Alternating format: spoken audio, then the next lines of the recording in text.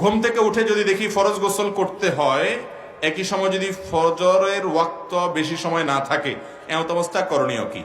গোসল ফরজ হলে গোসল করা ছাড়া নামাজ পড়া যাবে, গোসল করেই তারপরে নামাজ পড়তে হবে। আপনি যদি এমন কোনো পরিবেশে থাকেন যেখানে গোসল ফরজ হয়েছে কিন্তু এখন গোসল করলে সেটা আপনার কাছে মনে হচ্ছে লজ্জার বিষয়, সেটা হয়তো অন্যরা দেখলে আপনি একটু হেজিটেশনে ভুগছেন, তাহলে বুঝবেন এই লজ্জাটা শয়তান সৃষ্টি করতেছে। কে সৃষ্টি করতেছে? শয়তান সৃষ্টি করতেছে। ইমানদার কখনো ফরজ কাজ করতে লজ্জা করতে পারে? কিসের লজ্জা এখানে? আমার গোসল ফরজ হয়েছে, আমি গোসল করছি, সবাই জানবে, অসুবিধার কি আছে? যদি আপনার মধ্যে কোনো হেজিটেশন হয় তাহলে বুঝবেন মিস্টার ইবলিস হাজির হয়ে গেছে।